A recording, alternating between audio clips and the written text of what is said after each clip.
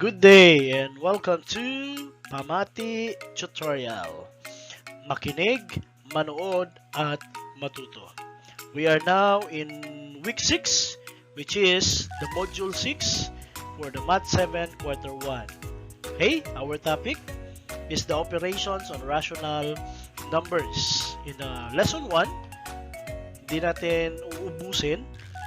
By lesson tayo ngayon, which is the first lesson is the addition and subtraction of fractions. Okay? How to add and how to subtract fractions. Okay, let's start.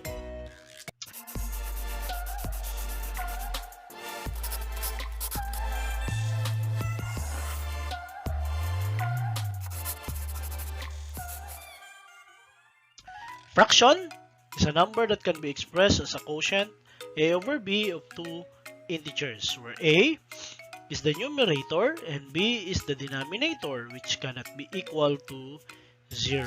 In adding and subtracting fractions, we must consider if they are, okay, ito yung mga consideration in adding and subtracting fractions. If they are similar fractions, that is the first one. Ano ba yung similar fractions? Are fractions that have the same denominator. The same denominator. Take note. The same denominator. Nang ibig sabihin, yung denominator nila ay magkakapareho. Example, 1 over 6, 5 over 6, and 11 over 6. Observe their denominator.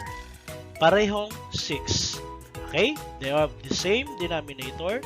Therefore, 1/6 5 over 6 and 11 over 6 is called similar fractions. Okay, let's proceed.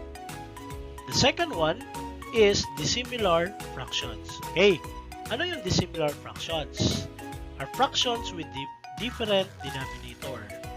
Kung ang similar fractions, the same denominator, dito naman sa dissimilar fractions, different denominator.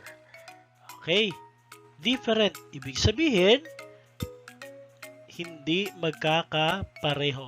Hindi katulad ng similar. Pareho lahat ng denominator. Example, we have 1/2, 5/3, and 11 over 6. Observe their denominator, 2, 3, and 6. Di ba magkakaiba? Therefore, that is dissimilar fractions. Yun ang pagkakaiba ng similar at saka dissimilar fractions.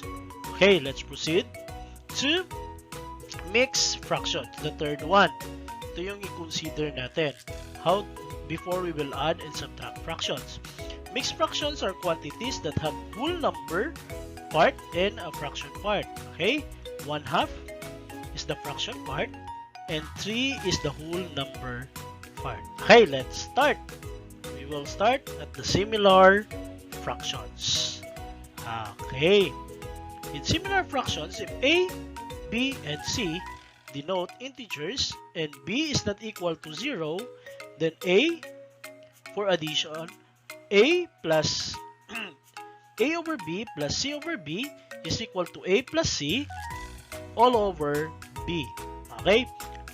Ibig sabihin, kopyahin lang yung denominator, then i-add natin yung numerator. That is for addition.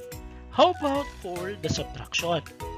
For the subtraction, A over B minus C over B is equal to A minus C all over B. Copy natin yung denominator na B, then A minus C, which is the numerator, is-subtract natin. Okay, that is how to add and subtract similar fractions. Okay, example, 2 over 9 plus 3 over 9. Remember, copy yung B natin, which is the denominator, copy the denominator, then add both numerator. Okay, 2 plus 3 is equal to 5. Then the final answer for 2 over 9 plus 3 over 9 is 5 over 9. Second example, 7 over 9 minus 1 over 9. Okay, denominator is 9.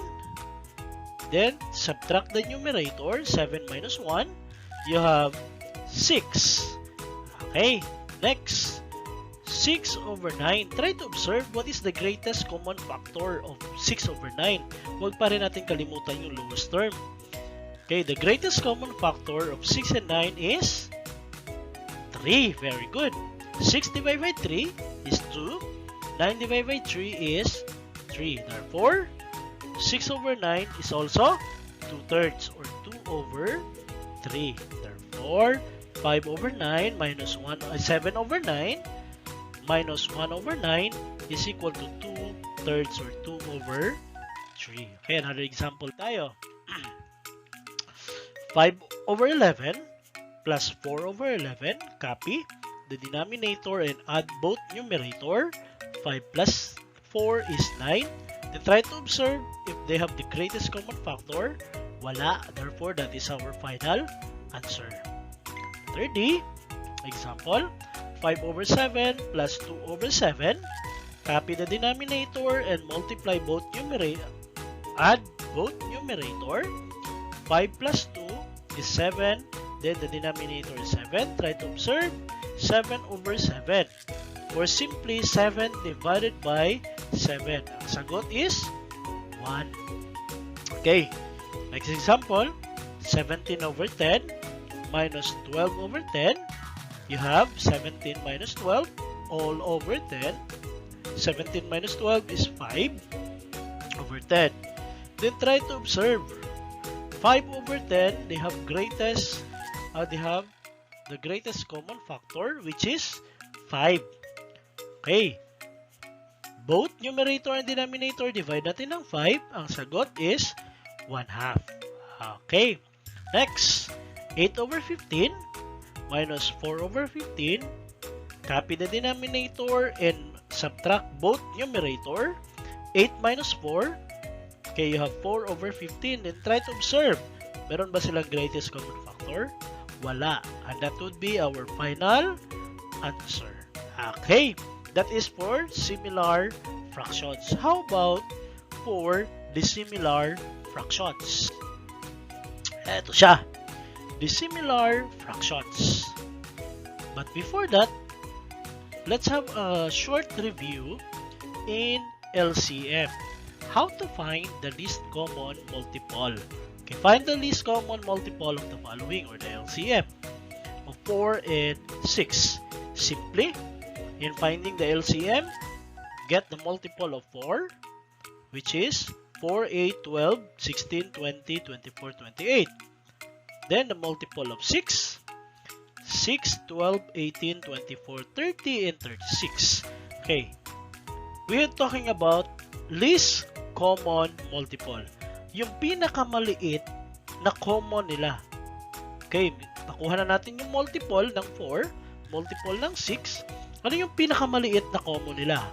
Okay, ang pinakamaliit na common nila is 12. Yan ang pinakamaliit na common. Therefore, the least common multiple of 4 and 6 is 12. Okay, yun lang siya. Then, second example, how about 5 and 2? Okay, get the multiple of 5, which is 5, 10, 15, 20, and so on. Then 2, we have 2, 4, 6, 8, 10, and so on. Okay, try to observe, ano yung pinakamaliit na common multiple nila? Least common multiple. Okay, the least common multiple of 5 and 2 is 10. Therefore, the LCM of 5 and 2 is 10. Okay, importante, paano natin makukuha ang LCM in adding and subtracting dissimilar fractions. Okay, ito tayo. For dissimilar fractions, find the least common denominator or the LCD, then convert it into similar fractions. Okay, kasi we are finding the least common denominator. Okay, yung denominator, hahanapin natin yung LCM nila or the least common multiple ng denominator. Okay, that is why nag-review tayo konti ng LCM. Okay, then after that, convert each into similar fractions. Okay, example. Let's have here 2/5 plus 1/4. Observe, the similar fractions, magkaiba ang denominator. Ang mangyayari, ang denominator natin is 5 and 4. Okay, since 5 and 4, hahanapin natin ngayon ang LCD.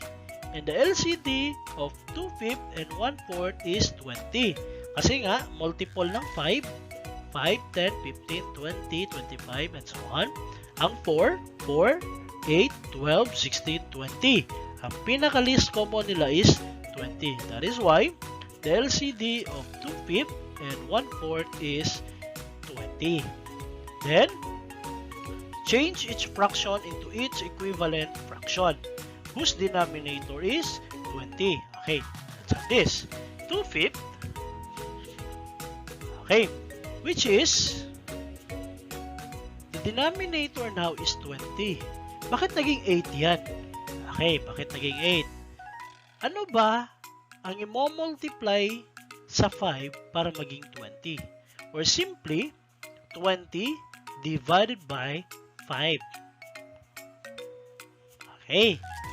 Kasi ang denominator natin ay nagiging 20 na. 20 divided by 5. That is 4. Okay. It means 4 times 4 is equal to 20. Since nag-multiply ka ng 4 sa denominator, then mag-multiply ka rin ng 4 sa numerator. Yun siya, mag-multiply ka. At magiging 2 times 4 is equal to 8. And this would be our new addends. Okay. Next, ang 1/4 naman. Ang 1/4, ang denominator niya magiging 20. Ito siya, magiging 20. Ano ba ang i-multiply sa 4 para maging 20? Or 20 divided by 4. And that is 5. Okay? Since nag-multiply tayo ng 5 sa baba or sa denominator, mag-multiply rin tayo ng 5 sa numerator.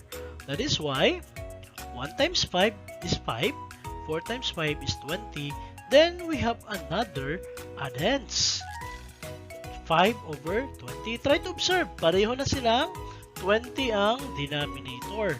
And they are now similar fractions. Okay, let's proceed. 2/5 plus 1/4 is equal to 8 over 20, which is, sa 2/5 yan, naging 8 over 20. Then, plus 5 over 20, which is ang 1/4, naging 5 over 20. Then, apply natin yung similar fractions. Copy the denominator and add both numerator. 8 plus 5 is 13. Then, 13 over 20, meron bang greatest common factor? Wala. Therefore, 2/5 plus 1/4 is equal to 13 over 20. Okay, di ba madali lang? Follow the steps. Okay, how about another example? Another example tayo. 2/3 minus 1/2. Okay, una, hanapin natin yung LCD. Ano ba ang LCD ng 2/3 at saka 1/2? Okay, ito siya. 2 at saka ng 3. The LCM. Ano ba? 6. Okay, good job. The LCD of 2/3 and 1/2 is 6. Then after that, ano man? Okay, change each fraction into its equivalent fraction whose denominator is 6. Okay, si 2/3. Ang mangyayari, ang denominator naging 6. Ano ang minultiply natin sa 3 para maging 6 ito? Okay, good job, 2. Nag-multiply ka ng 2 dyan. Mag-multiply rin ng 2 sa numerator. Good job. Then, ang mangyayari, meron na tayong new fractions which is 4 over 6. Okay, sa second one naman, 1/2. Ang 1/2, ang denominator naging 6. Anong minultiply natin sa 2? para maging 6. Okay, 3. Then multiply rin tayo sa numerator, kaya naging 3 over 6. Therefore, 2 plus 3, 2/3 minus 1/2 is equal to 4 over 6 minus 3 over 6. Then, apply the rules in the similar fractions. Copy the denominator, subtract both numerator. Then, you have 1/6. Meron ba greatest common factor? Wala. Okay, therefore, 2/3 minus 1/2 is equal to 1 over 6. Okay, good job. Next. 7 over 20 plus 3 over 8. Okay. Then, find the LCD which is 40. Ang nangyayari, si 40, the LCD is 40, divide natin ng 20. Anong sagot? 2. 2 times 7. Okay? 40 divided by 20 is 2. 2 times 7. Okay, naging 14. Then, plus, meron tayong 40 divided by 8. 5. Okay, times 3. Ayun siya. 15 over 40. Okay, apply the similar fractions. 14 plus 15. You have 29 over 40. Meron bang greatest common factor? Or the GCF? Wala. Therefore, that would be our final answer. Next. 2/5 plus 7 over 10. What is the LCD? 10. Good job. Okay, the new fractions, we have 4 over 10 plus 7 over 10 is equal to 4 over plus 7 is over 10 is 11 over 10. Meron bang greatest common factor? Wala. Pero, improper fractions. Ang mangyayari, it becomes mixed fractions 1 and 1/10. 11 divided by 10 is 1. Remainder 1 over 10. Okay. 4 over 9 minus 1/4. The LCD is 36. Okay. Minus, then 16 minus 9 is 7 over 36. Meron bang greatest common factor? Wala. Okay. How about for the mixed fractions? Okay. These are the steps in adding and subtracting mixed fractions. Find the LCD of the fractions in the mixed fractions to make them similar fractions. Add or subtract the whole numbers and similar fractions. Simplify if the resulting fraction is improper fraction. Example, 8 and 1/4 plus 2 and 2/7 or 2 over 7. Okay, look at the steps. Una, ang mga whole number is 8 and 2. I-add natin si 8 and 2. Next, i-add natin yung dalawang fractions which is 1/4 and 2 over 7. Then after that, hahanapin natin yung LCD nito. LCD ng 1/4 at saka 2 over 7. Ano ba yung LCD nila? Okay, 36. Mangyayari, 8 plus 2 is 10. Okay, plus 28 or 7 over 28 plus 8 over 28. Bakit? LCD is 28 divided by 4 times 1 is 7. 28 divided by 7 is 4 times 2. You have here 8. Okay, similar fractions na. Then, 7 plus 8 is 15. Then, meron bang greatest common factor si 15 at saka si 28? Wala. Pero, pwede nating i-add ang whole number at saka yung fractions at magiging 10 and 15 over 28. Therefore, 8 and 1/4 plus 2 and 2/7 is equal to 10 and 15 over 28. Okay. Another example. 4 and 5 over 12 minus 3 and 1/3 is equal to, okay, the whole numbers, subtract 4 minus 3. Then, add natin yung subtract natin yung dalawang fractions. 5 over 12 minus 1/3. Ano ba yung LCD? 12. Okay. 4 minus 3 is 1. Then you have here 12.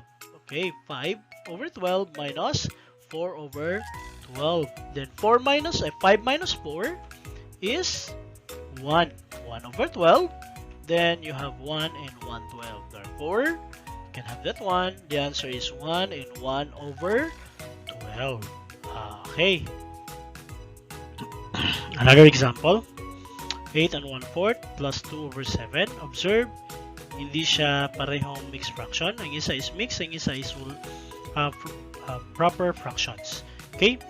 8.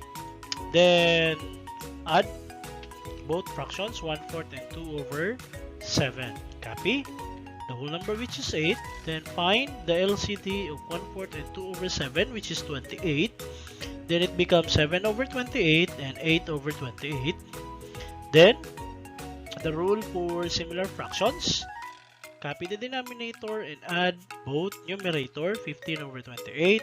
Then it becomes 8 and 15 over 28. Okay, next example. We need to subtract that one. Then the whole number is 9 minus 3. Then the fractions are 5 over 7 and 2 over 7. Subtract. Observe, it is already in similar fractions. Okay, naka-similar fractions. Ayan, directly 9 minus 3 is 6. Then, similar fractions, the rule is copy the denominator. Then, since it is subtraction, subtract both numerator. Okay, copy ang 6. Then, 5 minus 2 is 3. Then, that is 3 over 7. The whole number plus the proper fractions is mixed fractions, which is 6 and 3 over 7. Okay, that's it. And thank you for watching Pamati tutorial. Do not forget to subscribe, like, and share this video. And pakiclick na rin ang notification bell para ma-notify kayo for the next videos. Okay, see you on the next videos. Goodbye. Thank you for watching.